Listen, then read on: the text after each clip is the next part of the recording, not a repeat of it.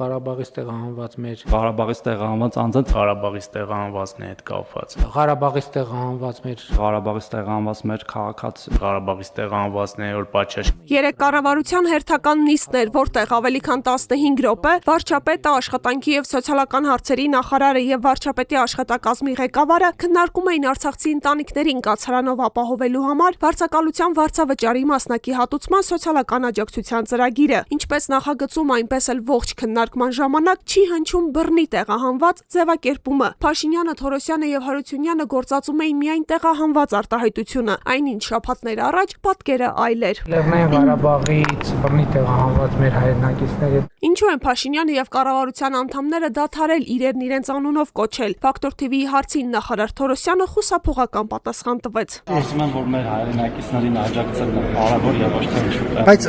կա խուսափելու բան ասել, որ բռնի են տեղահանվել։ Արդյոք բովանդակությանը անդրադառնան ոչ թե ձեռին։ Վերադարձ դեպի Դիզակ հասարակական կազմակերպության նախագահ Արցախցի Մարգարիտա Քարամյանի կարծիքով Հայաստանի Հանրապետության իշխանությունը կատարում է Ադրբեջանի թելադրանքը։ Ադրբեջանն ասում է, որ հայերը ինքնակամ են դուրս եկել, ոչ մի բռնություն չի եղել, ոչ մի բան չի եղել, փակում են ընդհանրապես Ղարաբաղի վերադարձի հարցն են փակում։ Այսինքն հասկանում եք, այս սա ծրագիրը իրանք պետք է անենց անեն, որ Ադրբեջանը մաքուր դուրս գա։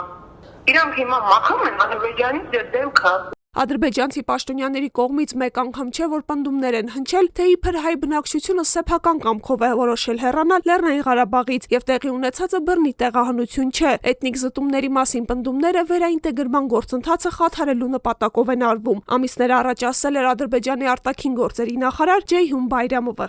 Եթե իրանք համարձակվել են ասել, որ մենք հայցերը հետ ենք վերցնում, այսինքն այդ ինչ հայցեր էր, այդ հայցերը հենց դրա մասին էր, չէ՞, որ այնտեղ բռնություն ա եղել, որ այնտեղ խոշտանգել են մարդկանց, գերի են վերցրել, որ այնտեղ քաղաքացիական անձանց են սպանել, որ մարդկանց զրկել են իրենց տնին, իրանց հողի,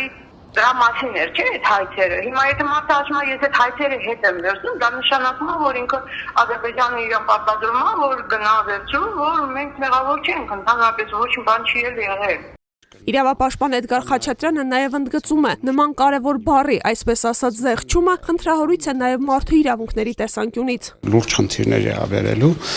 ու այդ պարագայում նաև իրավական խնդիր կա, որովհետև այդ քաղաքացիների իրավունքներն ավետ ոտնահարվել, պետությունը ըստեյության խոչընդոտում է, որպեսզի այդ քաղաքացիները իրենց ոտնահարված իրավունքները միջազգային անգամացանում վերականգնեն, բայց սա ընդհանրապես այդ մոտեցման շրջանակներում է եւ փոխում է Հայաստանի Հանրապետությունը իր նարատիվը, որպեսզի